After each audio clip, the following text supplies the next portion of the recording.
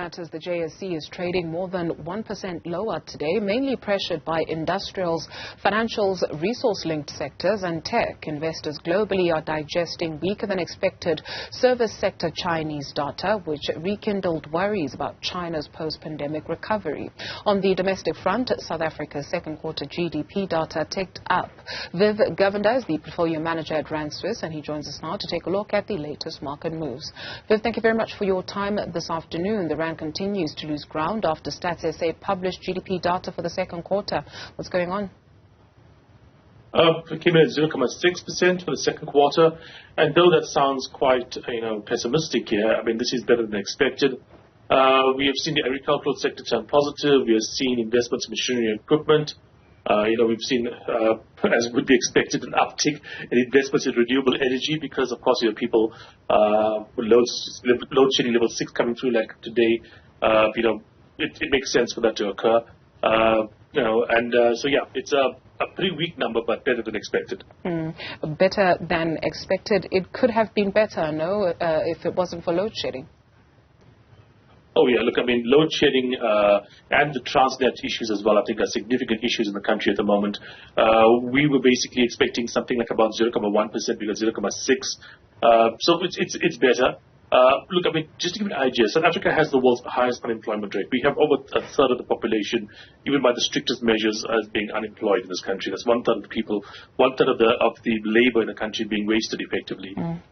You think about that. We need to be growing at about 6+% a year, 8% a year, the things that we saw in China, a few years ago. And we need to keep that going for about, a couple of decades. Unfortunately, 0.6% better than expected is nowhere near what we need at the moment. How do we grow to that 6+% a year, right? Especially if we're taking a look at GDP in the third quarter of 2022, which was the last healthiest one we saw. Yeah, look, I mean, we need to be basically seeing real structural reforms. Unfortunately, there's no quick fixes here. You don't get a better educated workforce in a year or 2 years. It takes you about a 5 to 10 year period at the minimum to start doing that. You don't fix things like Eskom in like 3 months here, as we can see right now. People were talking about the fact that in winter we saw Eskom's capacity increase, but that had to be expected because every single winter, for the last few years, we've seen Eskom's capacity increase. They basically postpone maintenance. They do a couple of things. They get some benefits from better performing efficiencies because the weather is a little colder coming through, and that helps them in winter. But every single September comes through and we get the same kind of negativity coming through. Those things are like years to fix, but it is not like decades, it's years. We do those kind of things and we could be seeing a turnaround in the next 5 years or so. What does this mean, right, for the average consumer? Because you take a look at household final consumption expenditure decreasing by 0.3%. Yeah, I mean, look, and the thing that really scares me about those numbers is that, look, with this business, South Africa is a very unequal country, by some measures the most unequal country in the world. Yes, it is basically, some people are doing reasonably well, but some people are doing very poorly. And the people that are doing very poorly are being squeezed in areas that you can't really be squeezed in. They're being squeezed in things like food. We've seen, for instance, you were talking about like ShopRite, for instance, we've seen like changes in how people spend their money in terms of buying proteins, in terms of spending on food. And that's because they're being squeezed, so badly that they have to basically change their diet. And like I said, the drop that we're seeing right now doesn't sound that significant, but remember that some people are living on the very bare edge, and dropping like a few percent is quite significant in their lives. But our problems are different though, hey, because the numbers reveal that people are spending on restaurants and hotels going up 4.1%. Oh, yeah, no, but look, I mean, the restaurant market is partially due to load shedding. If you have the money, you don't cook at home, there's no power, you go out, and that's helping some of these places, no doubt. And if you have a bit of money in South Africa at the moment, you are seeing relatively close, as the tourism industry starts to recover, etc., the weaker rounds, contracting foreigners, attracting South African spend as well. But look, in terms of what's happening at the moment, I think there's, like you said, it's bifurcated. There's significant spending, happening on the upper end, and the lower end is also being, at the same time, being significantly hurt as well.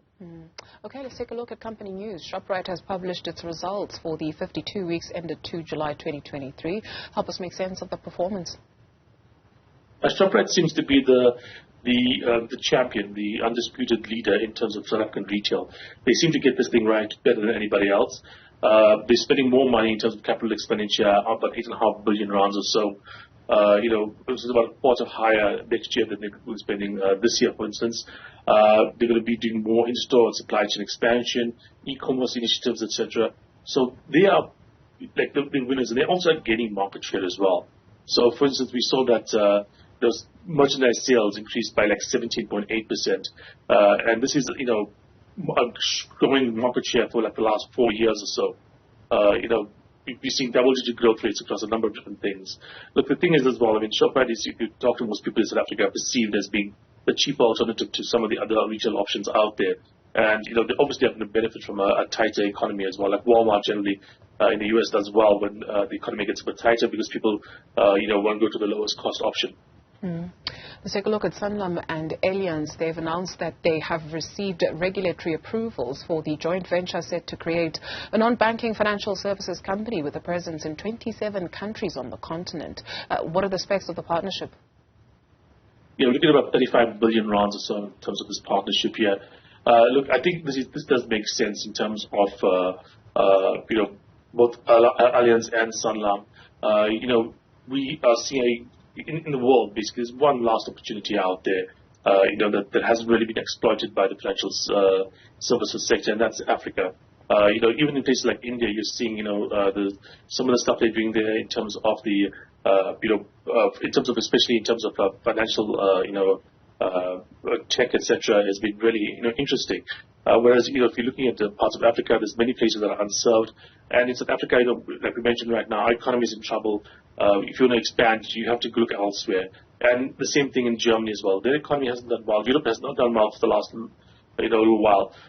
They are hitting a demographic issue where they're going to have much more unemployed, retired people. The number of workers is going to be decreasing. So they also have to be looking at fresh territories to basically look at, and it does make sense that they're both looking at Africa, and it makes sense that you partner up the financial resources that you have from something like Allianz with the expertise of someone like Sanlam. Before we let you go, Viv, let's just go back and revisit the GDP numbers. So if you take a look at industries like transport, storage and communication, they declined by 1.9% after months of positive growth. Why? Yeah, look, I mean, in terms of this particular thing, there is, a bit of a balancing of return to the mean. So, for instance, look at the agricultural sector, which has come back down again, come back up again, sorry, after being down for a while. If you look at basically some sectors that are doing badly, they've returned to, positivity. I mean, we're talking about, agriculture, like I said, 12% down in the first quarter, rebounding 4.23. You normally have these kind of things that do well tend to come back, and things that do badly tend to come up again. So I think that's partially what's being explained by this year.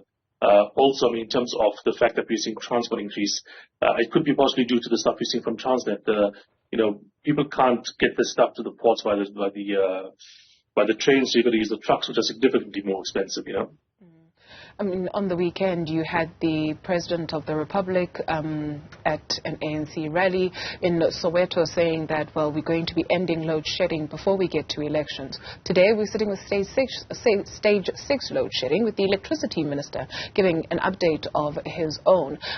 This rhetoric around load shedding, does it help? Does it hurt? Who do we need to hear from in terms of not even when load shedding is ending, right? Just that we have lights. Look, I mean, this is what's happening in the country at the moment. We are seeing those with money basically remove themselves from the vulnerability to load shedding. So we are seeing an uptick, significant uptick, not just in private sector, in homes, but also in businesses of their own power supply. If you have a profitable business, the idea that you'd be knocked out because you couldn't get enough power, which might account for maybe a few percentage points of your total costs, makes no sense. Spend a few percent more and get yourself your own solar and your own inverters and whatnot. And the same thing is happening in households as well.